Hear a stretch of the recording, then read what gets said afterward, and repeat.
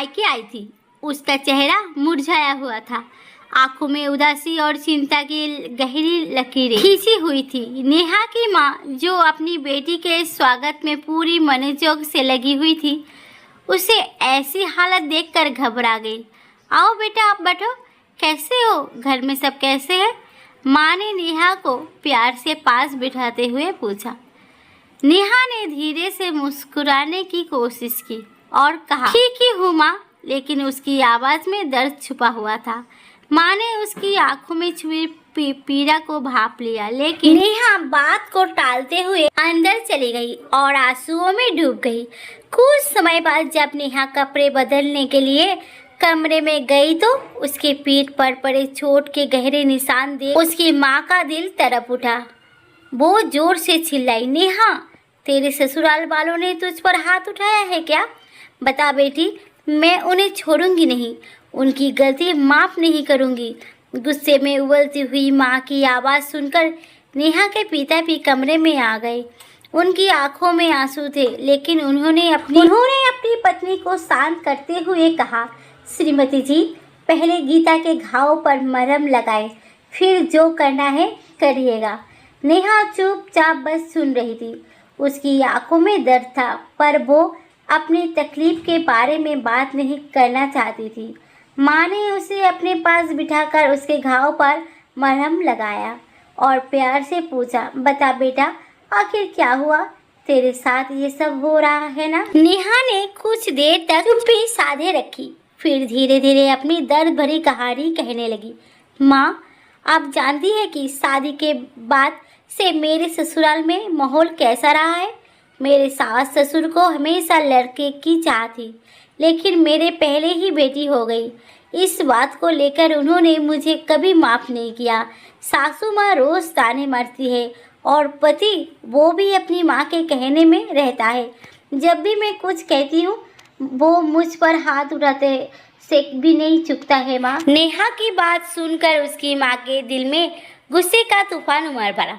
ऐसा कैसे हो सकता है? तुम्हारे ससुराल वालों ने हद कर दी। मैं उन्हें सबक सिखाए बिना नहीं छोड़ूंगी।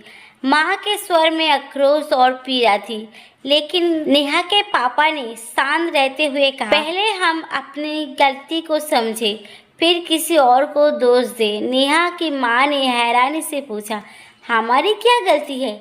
हमने तो अपनी बेटी को अच्छे से ससुराल भेजा था। इस पर नेहा के पापा ने भारी मन से कहा, हमने अपनी बहू को कितनी बार सताया, छोटी छोटी बातों पर ताने मारे। जब वो मायके से कुछ लेकर नहीं आई तो उसे ताने दिए। बदले में भगवान ने हमारी दोनों बेटियों के लिए भी वही भाग्य लिखा। अब समय आ गया है कि हम अपने घर को ठीक करें और दूसरों को भी ये सिखाए कि वो भी बेटी होती है। नेहा की माँ को अपने पति की बात समझ में आई। वो अपनी बहू के प्रति किए गए बर्ताव को याद करने लगी। शादी के बाद से ही उन्होंने अपनी बहू को कई बार ताने मारे थे। कभी उसकी रसोई में बनी रोटी पतली क्यों है, कभी घर के काम में कमी क्यों रह गई है। हर बात पर उसे टोक देती रही। आज जब उनकी अपनी बेटी तकलीफ में है तो उन्हें ये एहसास हुआ कि बहू के साथ उनका व्यवहार भी अनुचित था। मैंने सच में गलत किया, नेहा की माँ ने आंसू पोंछते हुए कहा।